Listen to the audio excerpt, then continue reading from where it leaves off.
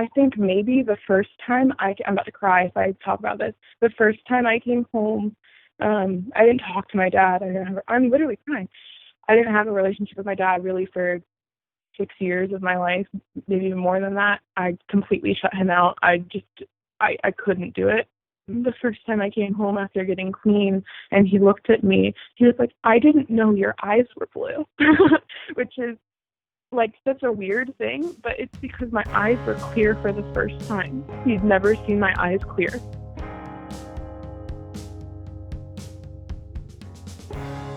Holics.com, in partnership with Heartsupport and the Global Recovery Initiatives Foundation, is proud to present High Notes, a podcast about addiction and recovery in the music business. I'm your host, James Shotwell. My guest this episode is Haley Butters, an independent musician from Philadelphia, Pennsylvania that performs under the name Absinthe Father. Haley also runs the incredibly popular Twitter account, This Band Fucks. Getting Haley to appear on Season 1 of High Notes was the idea of producer Landon Defever, and it was one that was absolutely crucial to the show being what it is.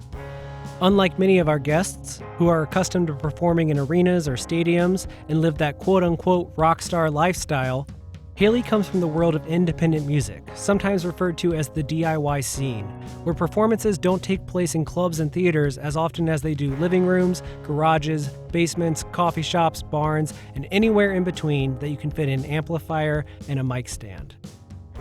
Haley's version of the music industry looks a lot different than many of our guests, and I think you're going to appreciate what they have to say. When we connect over the phone, Haley tells me that they're 21 months sober, and that the catalyst for this decision, the night that changed everything, happened at an unlikely place, their sister's wedding.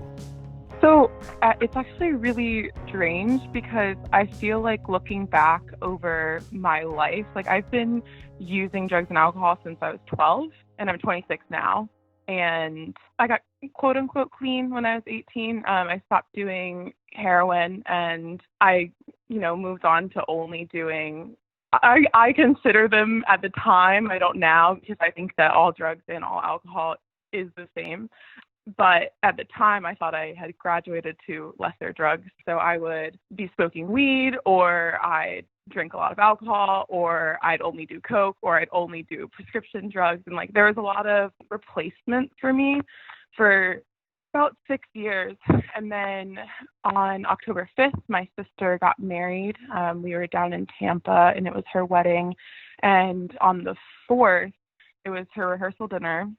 And I had about maybe 2 or 3 months clean at that time. My version of clean, I was still smoking weed, but I wasn't drinking and I wasn't doing hard drugs at that time. On her rehearsal dinner, I was completely sober. I was really happy. I was around my family, which I didn't have a relationship with my family for the better part of my young adulthood.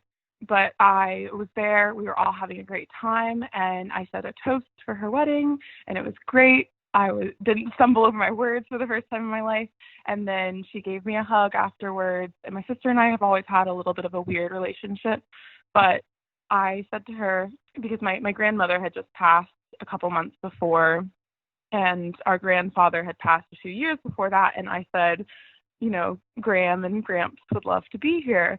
And for some reason, she was very upset with me for saying that. And I took her high emotions from getting married and having everyone fawn over her and having to worry about how the wedding was going to go. I took her emotionally charged response as a personal attack to me. And I was like, fuck it, I'm drinking. I ended up just saying, whatever, if all of this effort that I've been putting into our relationship and me trying to stay clean, if this isn't working, then screw it, I'm just going to drink. And so I got really, really drunk that night. And then the next day I continued to drink, and I said a lot of things to a lot of people that I look back on, and I just, I've dealt with embarrassment. I've done some really embarrassing things in my life, but the pain that I caused my sister from saying things like feelings that are very valid, how I felt as if my family had treated me differently than her and my brother, I kind of needed to resolve within myself and then talk to my family about, instead of talking to strangers while I'm hammered at my sister's wedding. So the next day on October 6th, I don't really know what happened. I just woke up and I looked at my mom and I was like, I'm so sorry. Like, I never want to do this again. I flew back to Philadelphia, and the next day I went to my first Narcotics Anonymous meeting. My current roommate, she wasn't living with me at the time, but she brought me to my first meeting, and I never looked back. So October 6th, from then on, I knew that I was never going to use again. When we do things we regret, especially around family and friends, there's always the day after. The day we wake up, realize what happened, and set to making amends. We have to have difficult conversations and we have to apologize, but also explain what we're going to do differently in the future. And I wanted to know for Haley, who was that conversation with and how did they react? So it was really interesting because I come from a family, and I'm sure people can relate to this. We do have addicts in my family. My aunt is in recovery as well. She has 8 years clean, and my grandfather was an alcoholic until he passed away. Other people in my family, but those are the two that I don't feel uncomfortable disclosing. It does run in our family, but we have a family that's very centered around, okay, it's a celebration, we're going to drink. Oh, we're sad, we're going to drink. It's nice outside, we're going to drink. Oh, it's cold outside, we're going to drink. Like, anything revolved around alcohol in my family growing up. And we're a big sports family. Music is obviously very cool, but I like to say that my claim to quote unquote fame is my grandfather was athletic director at Duke, and he hired Mike Krzyzewski and a lot of other really brilliant coaches. And sports has a very big tradition of getting drunk at tailgates and stuff like that. So that's how I grew up. I was always around alcohol. And so when I told my mom that I never wanted to drink again, she was just like, yeah, okay. Not only has she heard that from me before, like I said, I've tried to get clean before. And there have been times where I would have gone in high school, I'd go a year without drinking, but I'd still be doing all of these other crazy drugs. So she's heard it from me before, and I don't think she really took too much stock into it.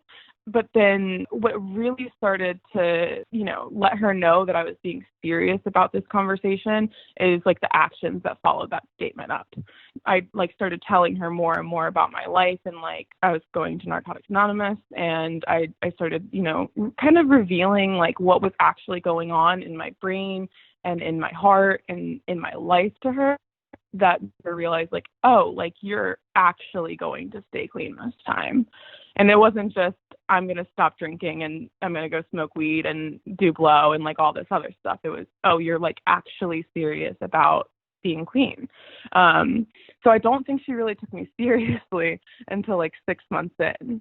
I don't know. The conversation was just a little bit lighter than I thought it would be. The scene Haley describes feels like something from a movie, where the protagonist goes to a wedding, drinks too much, and says all the things they should never say out loud at the worst possible time. But for Haley, it was real life, not a work of fiction.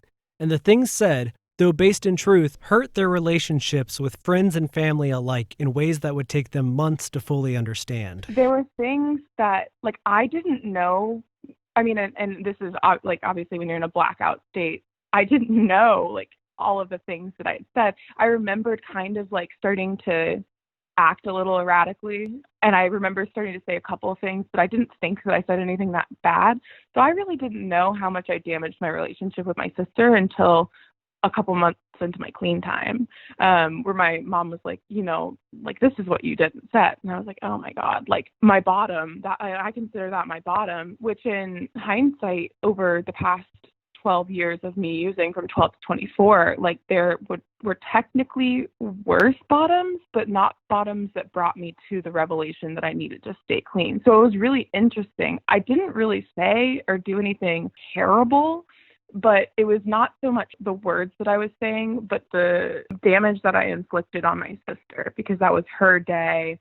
And I still haven't repaired that relationship with her. Yeah, I remember, I woke up on the couch, as, I have so many times before, and I'm like, oh my God, my head hurts. What happened last night? And I figured I just, I got a little drunk, whatever. And then, 3 months later, I'm like, oh, I really messed up. Haley already told us that a friend in Philadelphia was the reason they went to their first meeting, but I wanted to know what happened in that conversation.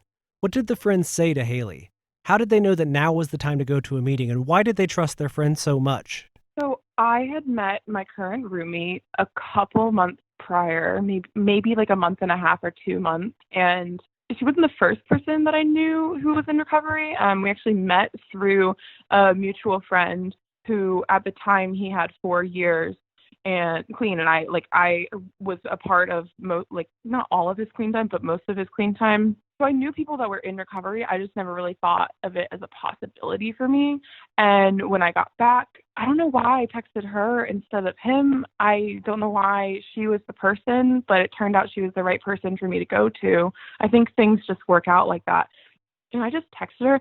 I was like, hey, this is really weird. We barely know each other, but I'm feeling all of these feelings and I don't know what to do about them. And she was like, would you be open to going to a meeting with me? So I was like, I guess. I don't know why I did it. I was just like, you know what? Like, yeah, like I'll go. I went. The place where it is now my home group for NA. The first person I saw in the room was my friend Rob, who I had met several years prior, who played a show at my house in Columbus. I used to live in Columbus, Ohio. He played a show at my house. He's in a band, obviously.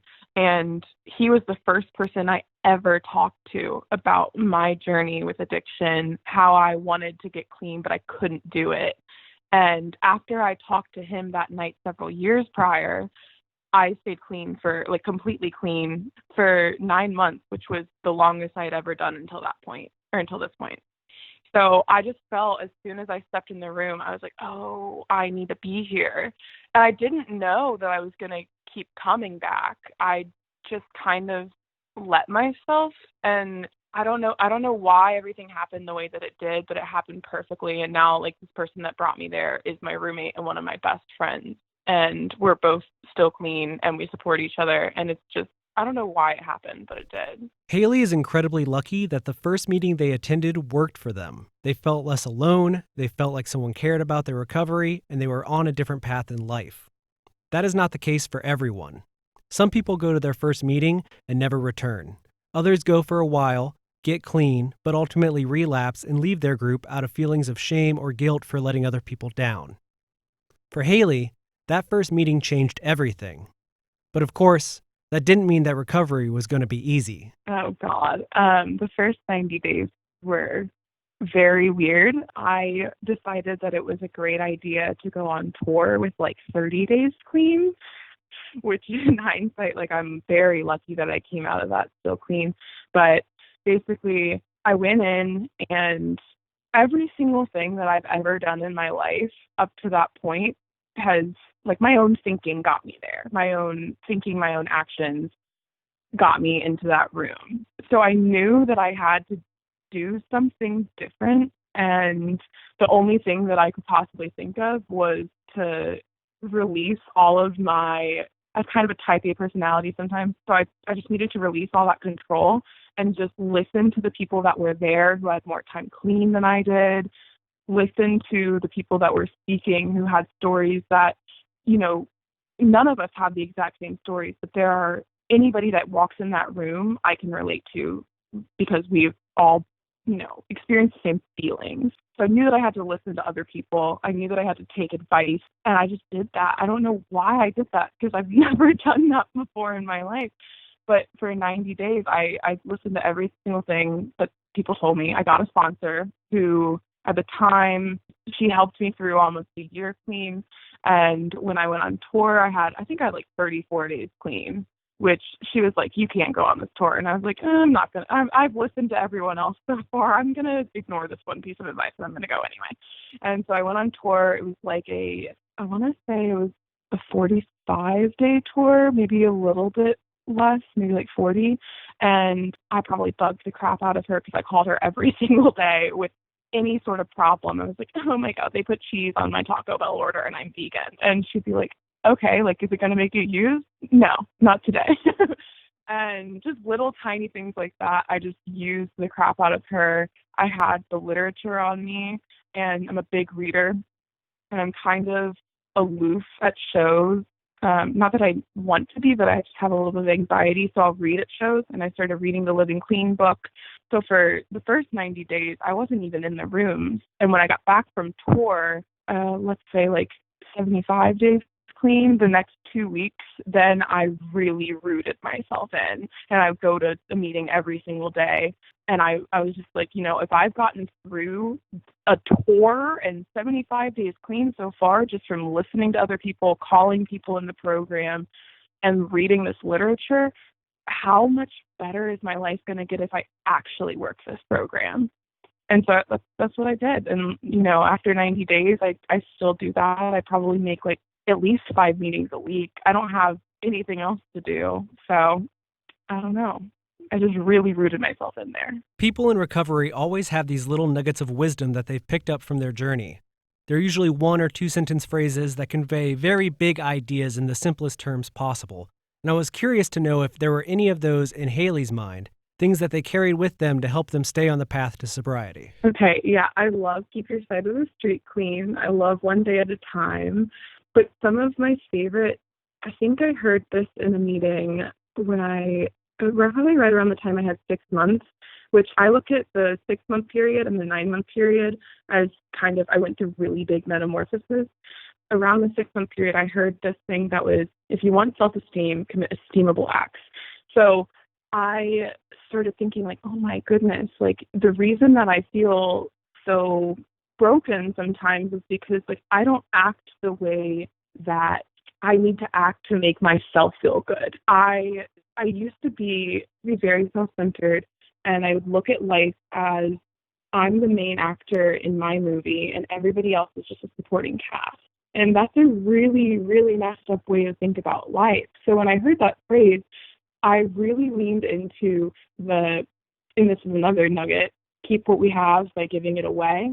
I knew that all of the things that I've been given in my clean time and in my life, the only way that I can keep those is by giving them away, by committing esteemable acts, by showing up for others, by being in service, by being kind, not just nice. I've always been nice, but I was never kind until I got clean.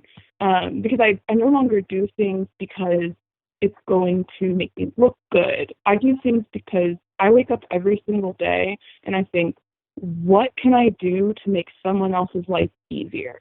Maybe not better, but how do I not cause harm today? How do I make someone's life easier? Can I take the trash out for my roommate because, my roommate broke her toe stubbing it on the laundry machine? Can I do anything for my neighbors next door who are elderly that will make their life easier? And then I feel good.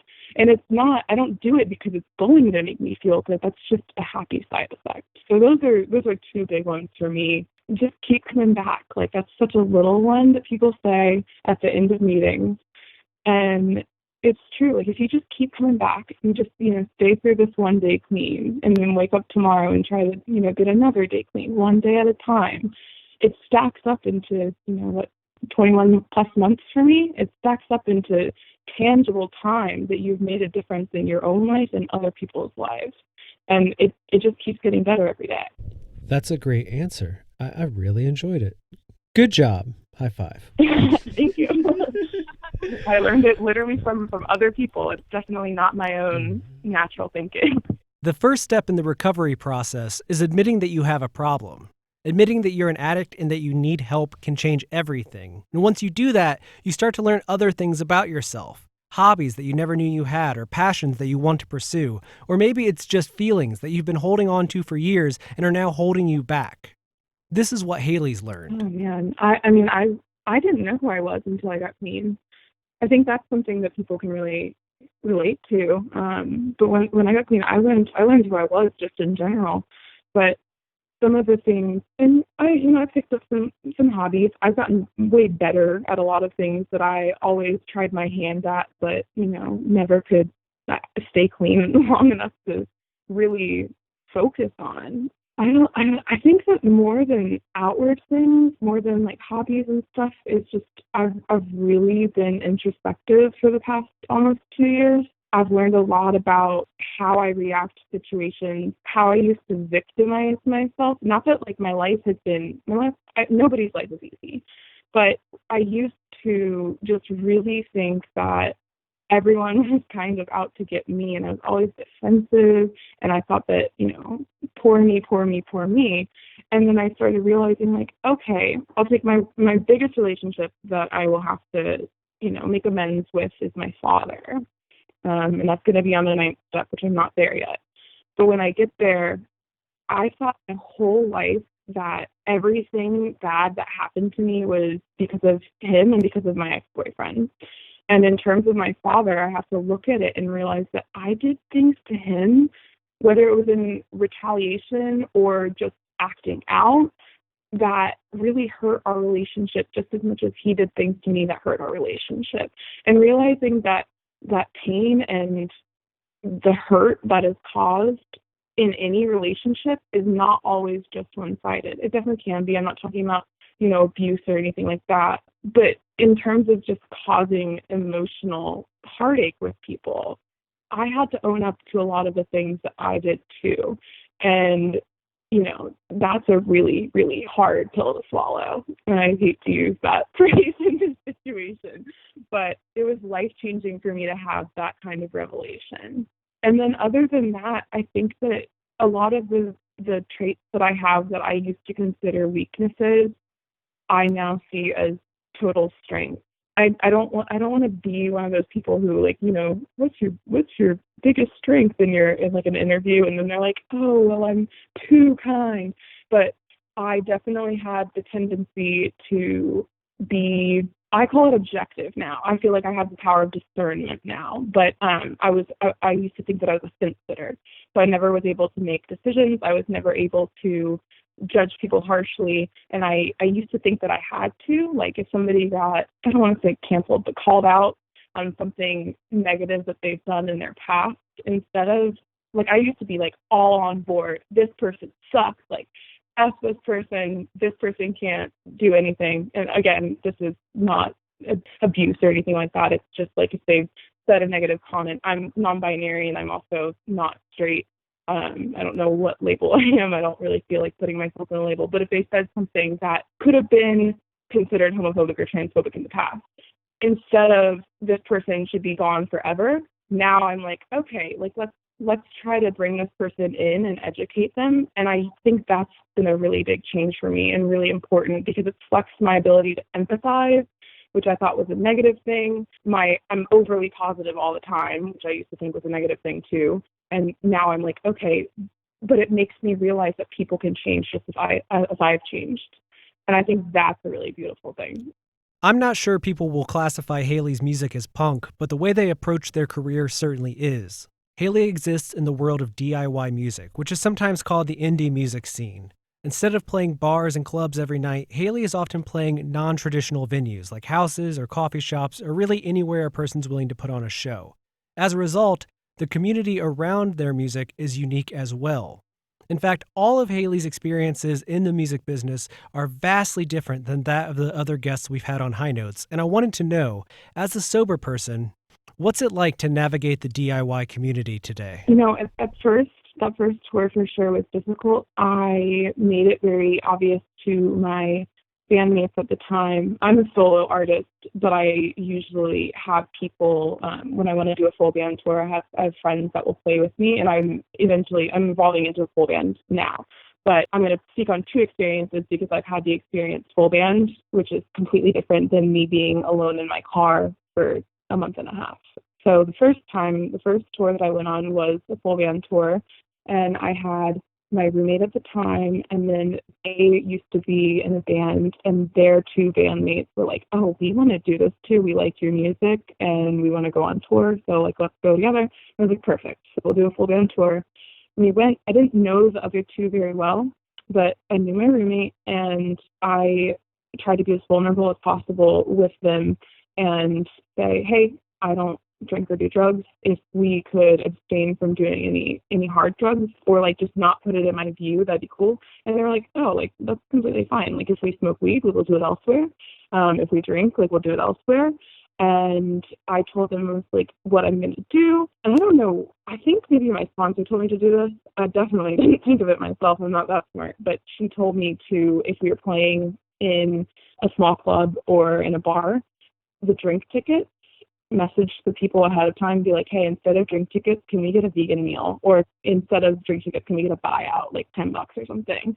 And if they couldn't do that, then I would just tell my bandmates, like, hey, there's going to be drink tickets. Will you guys just take them so I don't have any sort of, oh, well, I have drink tickets. It's a free drink. I have to do it. Any inkling. So that was okay. With houses, mixing sobriety with social anxiety is very hard. It's already hard to do either of them, but then adding them together makes a whole new beast. What I used to do at shows before I got clean was like, oh, like I'm feeling uncomfortable, I have to have a beer in my hand, or I have to have something in my hand, or I'm going to go outside and smoke a blunt or joint or something. I don't smoke cigarettes, I never have. But so when everybody would go on a cig break, I had pre-rolls and I just go outside and I smoke. I don't have those coping mechanisms anymore. So what can I do to, when I'm feeling anxious, when I'm feeling like I want to drink, when I'm feeling like I want to use, what can I do instead? And I was reading, which is a very weird thing because I honestly forgot that I knew how to read until I got clean. But I started reading in the back of bars and stuff, or like I just go in the van and I just like read a book, or I call my sponsor, and I really leaned into that for the first tour. And that's changed a lot now. I have a really solid foundation. I claimed edge, so I don't want to say that I've never thought about it, but I don't think about it as much. And when I do, I have these healthy coping mechanisms put in place. So it's different now. Then with solo tours, that honestly, I prefer to play solo sometimes because the time that I get to spend in my car alone thinking about who I am, who I used to be, and who I want to be, I experienced more growth in that than I could ever even put into words. And I didn't have to think about, okay, well, my bandmates want to go to this bar after the show, or my bandmates want to smoke or go do this or go do that I can't do because I'm clean. I just had the opportunity to, and I told you I'm kind of type A, I'm a planner. I have a spreadsheet when I go on tour solo, and I have like vegan restaurants that I want to stop at. I have sites in like museums and stuff like that in every city that I want to go look at. And so every day I wake up, I go on a run, I look at my little schedule, I'm like, I'm going to do this today. So I've seen more of the country and more of like the little landmarks on exit 54A in the middle of nowhere, like the big items, the giant peach, the giant whatever. I've seen more of those than anything before. And those experiences, I think, help me stay clean because I have fun doing them. I have more fun doing those little things than I ever did using drugs or drinking. Haley has done a remarkable job with their recovery, and they've established themselves as a sober musician in a community that doesn't always recognize sobriety. But that doesn't mean that they do not feel temptations and cravings from time to time. Oh, God. I'm very, very, very lucky that I can say this, but I think I've only had one actual craving in my clean time, and it was because I had a drug dream, and I woke up and I literally, I thought I shut up. The dream was just so vivid. I woke up and I was like, I felt dope sick. It was messed up. And that was 6 years after more than that, 7 years after I stopped doing heroin. So that was interesting. Sometimes I'll just be watching TV shows and I'm watching The Sopranos right now, and I'll see something and I'm like, oh, that looks like that vodka looks good. And then I'll think about it and I play the tape out. That's another little nugget. Play the tape out, see where it goes. I play the tape out and I was like, oh no, that would be awful. But usually it's in movies, TV shows, and then when I am at shows, but especially house shows where people they've got a drink in their hand and they've got weed. Like when I first got clean, I used to be very envious because I don't know how people do it. I don't know how they don't wreck their lives because anytime I've ever tried to use quote unquote successfully, you can't use successfully, but I was not a normal person. I'm an addict. That was hard for me to be around in the first 6 months or so because I wanted so desperately to be normal, whatever normal is. I wanted to be normal. I'm in a couple other bands also, and it's like hardcore punk, so there's more straight edge people, which is cool. I can relate to them more. But one of my bandmates, I remember hanging out with him one time, and he poured a beer down the sink, like he was done, he was going home, and I was like, what are you doing? I was like, how do you do that? And it's times like that where I feel the, oh, that looks really good. I want to do that. But it's more the, oh, I just wish I was normal. I wish that I could do that. But I know that I can't, and I know where it leads when I try. And now, instead of getting the urge or getting that craving, I feel so lucky that I know that I can't do that because I know where it leads. I don't know how to even explain it. It's just, I know I can't do it. It doesn't even really faze me all that much anymore. Haley has learned a lot about recovery in the last 21 months, but don't expect them to give you any advice. That's not a word that we like to use in recovery. So instead, Haley has some suggestions. Okay, well, you're so right. We don't give advice. We only give suggestion. My sponsor would always say that. But I think that the knowledge is, that, like, the things that we know from the people that have been on these episodes, from people in everyday life, we know that there is freedom from addiction. We know that it is possible. The only way that I have experienced that freedom is when I openly and honestly communicate with the people about how I'm feeling. And this is about music and addiction. I think that the two commonalities in both music and addiction is that I don't know every single detail about any addict's life. I just know that we have both experienced the same feelings. I don't know what musicians are writing about. I don't know their specific experiences. I can't relate to them personally because we've all had different lives, but we've all had the same feelings. And the feelings that are elicited when you listen to a song or an album or an artist or whatever, and the feelings that you get from being an addict or being in a relationship with an addict or having a family member that's an addict, the feelings that you get, their impact on you, the impact of those songs on you, the feelings, those are real and tangible. And when you talk about them and you reveal them honestly to people, they can go away and other people can also help you. I never wanted to have help because I was too scared to say, hey, I'm feeling this way, because I thought I was the only one feeling that way. And I'm not. We're all so connected by emotion. It's the only commonality in the world. It really is. So when you share your feelings honestly with the person who is using, that is your friend, that is affecting you, and you say, hey, like, this is how you're affecting me. Or if you share your feelings as an addict yourself to somebody else and you reveal it, that knowledge kind of dies in the light. I can't even remember what that little nugget of wisdom is. It's like secrets die in the light. I don't even know what it is, but it's so real. When you reveal those feelings, they can kind of like let up, and like you can realize there's freedom from them. And then the other thing is, for me, it's just, I don't know what it is that gets me up every day in the morning and helps me stay clean. I really don't. I just know that for me, my routine is I wake up, I go on a run. It helps me clear my head. And then I say to myself, I hope I find joy today. And I realize that joy doesn't lie in using. And then after I repeat that to myself a few times, I say, hey, I hope James finds joy today. I hope my mom finds joy today. I hope my dad finds joy today. And I hope that those little prayers kind of emanate outward. And getting into that routine every single day and showing up for my family and showing up for my friends, that's what helps me get clean every day. So I don't know if that's going to be good for everybody else, but those are like the two things that have really, really helped me. Feeling my feelings honestly, sharing them, and then also realizing that like there are things that I need to do every single day as a routine to make myself and my life and my friends and family's lives better. That's all I got. Before Haley and I part ways, we talk about the topic of memories. Often, when you're doing drugs, you look back at your life in terms of the drugs that you did. You think about that day you smoked an ounce of weed and watched all the Fast and Furious movies, and you consider it a good day, when really, you just got high and sat on the couch for 12 hours. Maybe that's a good day to some, but it's not to me, and it's certainly not to Haley, at least not anymore. So I wanted to know, since getting clean, what has been the best day of Haley's life? It's so cheesy because I really feel like every day is the best day of my life. Like, that's the corniest thing I could possibly say. But seriously, every day gets better.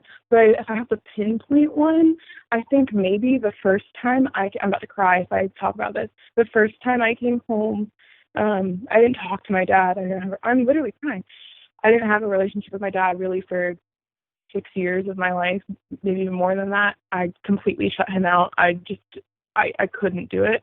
the first time I came home after getting clean, and he looked at me, he was like, I didn't know your eyes were blue, which is like such a weird thing, but it's because my eyes were clear for the first time. He'd never seen my eyes clear. And I just, oh my God. I think of that day, and it changed my life. I don't know. That day was special. And I don't even know what we did. I just know that he looked at me like his child for the first time in a really long time. And I mean, that relationship has grown every day. He calls me and it's like listening to Casey Musgraves thought of me. And it's just beautiful. That's probably the best day. How beautiful is it that we're able to feel those feelings? Because for me, I used because I didn't want to feel those feelings anymore. And then after that, I started using because I wanted to feel something at all. And now I'm just able to feel them and realize, like, okay, this is a feeling, and it's good to feel this. And everything, this is another nugget. Feelings aren't facts. Everything I've ever felt is going to pass. When I'm happy, it'll pass, and it'll also come again. When I'm sad, it'll pass. It'll also come again. But every single feeling I've had, I've gotten through, and I just keep going. I don't know. It's beautiful. It's beautiful to feel.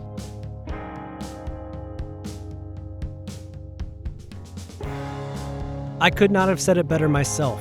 To feel is a beautiful thing, and often when we're caught up in addiction, we do everything in our power to not feel. But we should, because funny enough, feeling feels good. And I know that's a weird way to say it, but it's the absolute truth, and I thank Haley for sharing it. If you or someone you know is struggling with addiction, please get help. The entire High Notes team is here to help, as are our partners at Heartsupport and the Global Recovery Initiatives Foundation. As always, I'm your host, James Shotwell. High Notes is brought to you by Holics.com, and it's produced and edited by Landon Defever. The theme song was written by the band You, Me, and Everyone We Know, and the artwork for the series was created by the great Nick Ferran. We have more episodes of High Notes to come, so please stick around. And if you want to find us online, just search for High Notes Pod. That's High Notes POD on Twitter or Instagram. We'd love to interact with you.